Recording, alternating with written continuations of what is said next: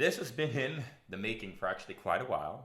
I've been thinking about starting a podcast for probably the last 2 to 3 years, but never just pulled the trigger on it until, I don't know, call it 2022 New Year's resolution, whatever it is, where I decided to actually pull the plug and get this thing going. So I just want to tell you a little bit about myself. So I was born in California. I've lived on the West Coast for a number of years, Portland, Oregon, San Jose, Los Angeles. Then I moved to St. Louis, Missouri, was there for a number of years, finishing up my undergraduate degree. Then I moved to Boston, Massachusetts, where I completed my master's and my doctorate degree. Well, the doctorate is still pending. And then at the start of the pandemic, I moved to Florida because living up in Boston, you kind of saw how everything was shutting down. And then I was like, well, I'm not going to be stuck in my one bedroom apartment by myself, teaching online, having no contact with other people. So I was like, all right, I'm moving to Florida. So I packed up a bag. I packed up 2 bags, I think, actually, and called one of my buddies. His name is Zachary Wilkerson. I called him on like a Wednesday, I think, and we started our drive down to Florida on Friday. So things happened a little bit sporadically. However, I'm so happy that I moved to Florida. A lot of things have changed for me. When I left Boston, I was at the pinnacle of, I think, my music career. I was teaching a lot. I was playing with the Boston Pops. I had a good solid base for gigs. And then when the pandemic hit and things closed down, obviously concerts were not happening, recitals were not happening. And as somebody who's perfected, this skill for probably, I've played cello now for just about 19 years, 18, 19 years.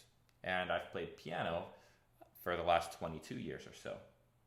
Now, that's a lot of time to put into a craft to have it all suddenly be taken away from you by the pandemic. And a lot of people will say, you could have done a lot of things online. There are other avenues for you to continue to play your instrument. And that's true. However, online is not the same as in person.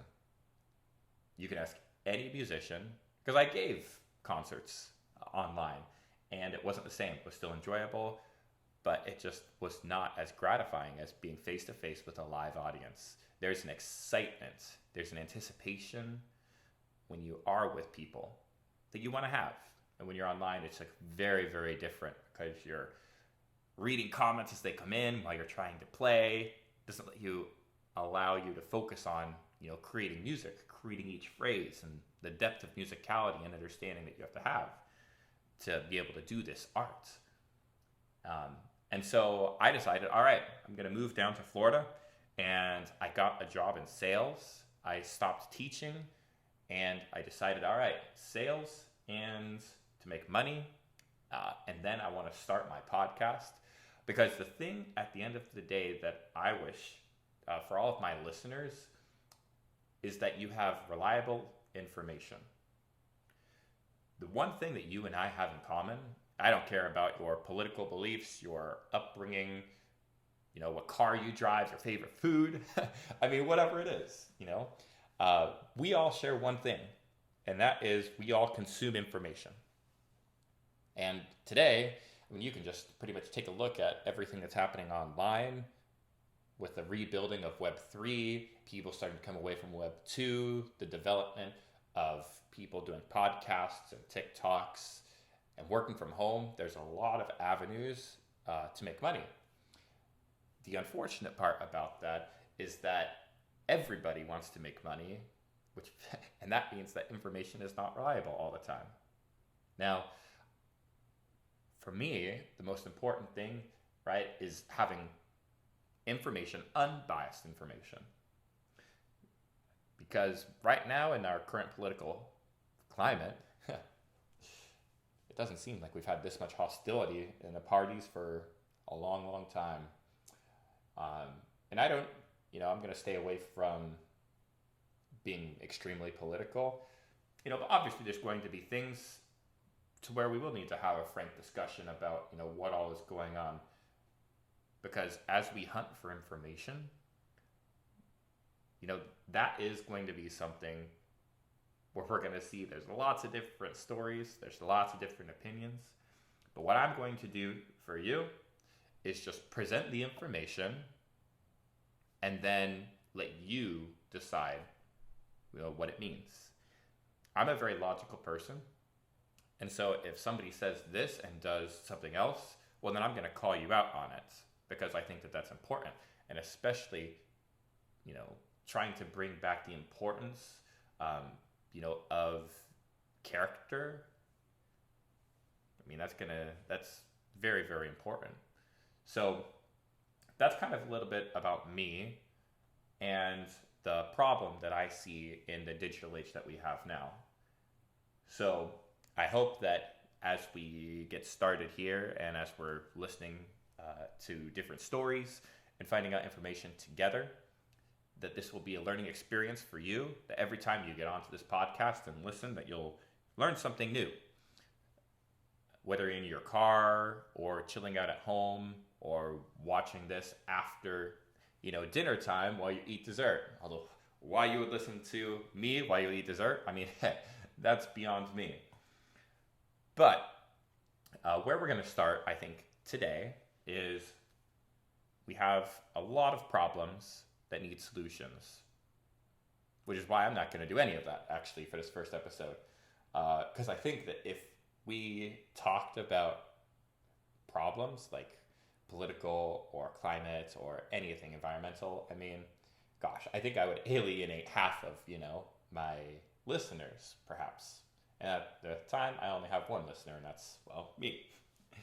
So what I would like to do is I would just like to tell you a little bit about my holiday season, the last month, because I traveled quite a bit. I was able to see a lot of different parts of the country. My family lives in Vancouver, Washington, and I live in Florida. And I was in Chicago over the weekend. So in the past month or so, I think I've been to 4 or 5 different states. And the funny thing is that, you talk to anybody, right, in the Midwest or in, the Pacific Northwest, people are a lot more alike than I think you would give credit for. Especially with how divided we are as a country. I think that everybody, let's see. So if you're from Florida, pretty much, and you go up north to Boston or to Massachusetts, same place, most people would think, hey, you know what? That's just like night and day political difference. And to an extent, that is true, politically speaking, yes. Florida is Republican, Massachusetts is Democrat. You have Washington State, that's a little bit more blue, I think. Chicago, it's more blue. And so one would maybe guess that Florida would be very different than these other 3 places. But believe it or not, the people that are in all 3, we're all very, very, very much alike. I know a lot of people in Massachusetts, the majority of people who really don't care about masks, wearing masks inside of places, or here in Florida, people don't really care about masks. You go to Washington, people don't really care about masks. But the thing that is the same is that the policies, right? So everybody just assumes that just because policy's in place, then that's, the thing. And what I don't understand is how you can have so many different people and policies that are just that much drastic into differences. Because if you're living in Florida and you go up to Massachusetts, some of those things are going to stay the same. But that's, I don't want to divulge too much into that, because again, I said I wasn't going to be talking about politics per se. But the thing that I want to getting back to it, on a little bit of a tangent, sorry, is that the people there are mostly the same. I would walk into a grocery store in in Washington State without a mask on. Nobody would come up and correct me or say, "Hey, wear a mask." Here in Florida, people don't even have signs that say masks required. In Massachusetts, right, it's the same thing. In Florida, in St. Louis, Missouri, in Chicago, everybody is everybody. I shouldn't say everybody because there are exceptions to every rule, but it seems like the majority of people are all the same. The information that we're all getting, though, it would point very, very in the opposite direction, I think. And so again, my goal is to give you information and to let you kind of sift through it as is. Now, when I was in Washington State for the holidays, now I'm one of 10 kids. That's actually a very important fact. So my family and everything, they still live on the West Coast. I have a brother in Chicago. But I'm one of 10. I'm the middle child. And actually, perhaps I should go back to a little bit of my background. So I'm one of 10 kids, as I said, 2 parents, which is kind of incredible. And 10 of us are still alive, amazingly enough. If you ask some of my friends, I'm sure that they're probably placing bets on, who wasn't going to quite make it. But being the middle child, number 5, it allowed me a very unique perspective. I started school when I was 16 at the University of Missouri, St. Louis. And I was always hanging with the older crowd.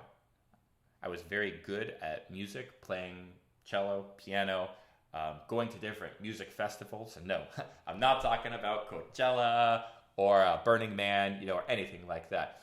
These are like, the big classical festivals where you have, It's a Proman, the Tokyo Quartet, Midori, Joshua Bell. You have all of these musical figures that are giants. And as a 16, 17-year-old kid, I'm hanging around all these people, and I'm the youngest one there by a good couple of years. So I was able to really see, all of these things. I didn't necessarily understand what was, happening at the time. But as I look back, I do know that being in those situations has allowed me a very unique perspective. So at 16 years old, where I'm still developing, all of my skills as a musician, and I think I attended my first festival when I was 13 years old. I can't remember which one it was. It might have been one on the West Coast. No, it was a Masterworks Festival in Indiana, Midwest. But at 13 years old, doing all this stuff and not really understanding, but participating, playing, and being at a very high level, I was able to see all of the behind the scenes thing, because I was in that for a long time. I was in a pre-formed quartet with 3 of my siblings. So we had 2 violins, a viola, and a cello, and we played together for a long, long time. One of our older sisters played piano, and we had a quintet, just 5 people, for a long time as well. I think at least 3-4 years. And then when we started college, we went down to a quartet and played together for at least another 2 to 3 years, I think, before we disbanded. And let me tell you, working with 3 people, working with just your family every single day in this intense situation, it leads to a lot of interesting discussions.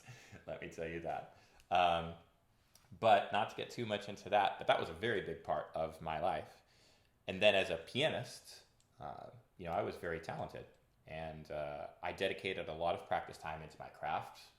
I thought that I was going to, be a concert pianist and, win competitions, Tchaikovsky competitions, and, everything else that came to it. But life had other plans for me, and I used those skills now to teach, and I still played a lot, in the last couple of years. But now the important thing is, since I have my master's and since I have my doctorate, I was able to how do I say it? I was able to socialize. There we go. I was able to socialize with the highest. That's not a good way to say it. I was able to mingle with the upper ends of society.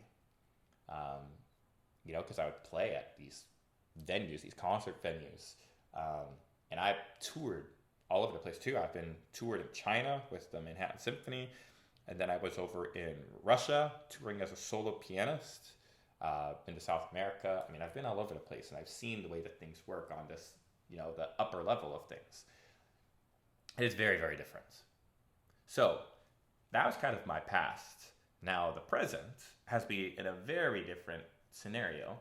So I moved to Florida, like I said earlier, got a job in sales, and I've been living by myself in my apartment here. We're just working.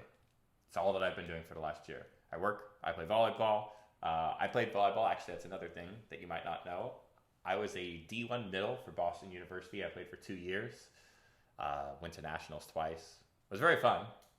I encourage everybody out there actually to play a sports, to get into a sports activity, because it's great for your body, and it's great for your blood and just for your vitality of life.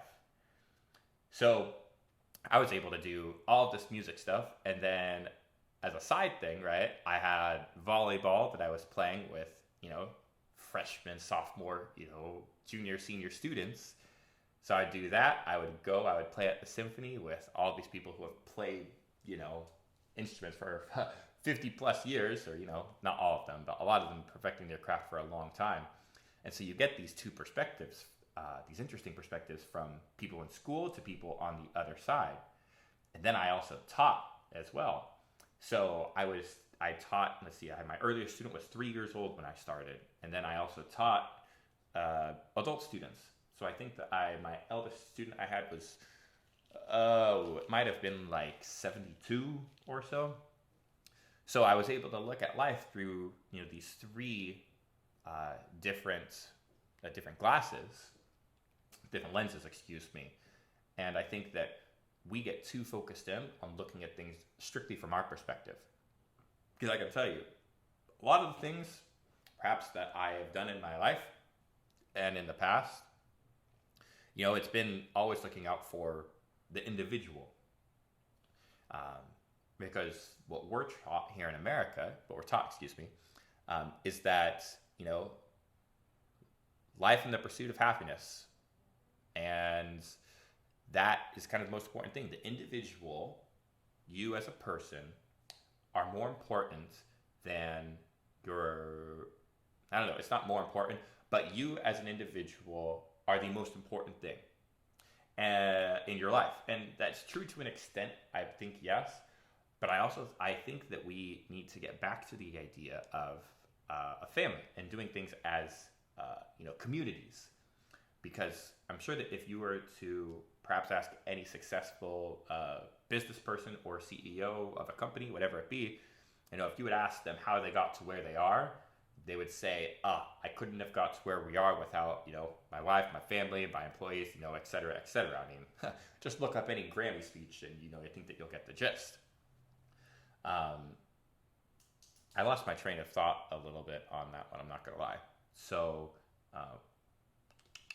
I think that at that, we'll probably just, we'll close that chapter until it comes back. But that's going to be the podcast. I'll bring it a little bit. Again, we went down a rabbit trail. But bringing it back, we're going to be looking at, everyday stories that might not get picked up in the news. We're going to be discussing a lot of philosophy, a lot of morality things, I think, because, again, as we have this push towards an individualized life and living life, as an individual trying to maximize your own happiness, I think that the push toward that has damaged a lot of the things that build us who we are as individuals. So the goal probably for the first couple of podcasts is, not to have them be too long in length. I want to have maybe like 20, 25 minutes or so max for length. And then after that, I think that what we'll do is, we'll look at things that aren't picked up by the news. There are so many things that we can use for information, and so many different social media outlets. And the amount of people reporting the news nowadays is honestly, it's mind-blowing. So we'll look at news. We're going to be looking at how we should respond to the news. And then just giving you information so that way you can make an informed decision yourself. Because one of the things that is important is having it's having a perspective of the world that is shaped by you as the individual, not have somebody crafting the narrative for you. And that seems like a small thing. However, if that was such a small thing, then we wouldn't be where we are today. So I'm very excited. This first podcast, we're actually at like just over 20 minutes now. And I think that this is something that is going to be very helpful for myself. I love doing things. This was a really fun 20 minutes. And hopefully it will be helpful to you as well as, as a consumer of information. So this is going to be the first episode. We're going to maybe do this every, I aim for every three to four videos a week. If I happen to get more in, fantastic. If not, it's no big deal. My goal would be to grow this platform, and to be able to do this full time. I think that would be very fun.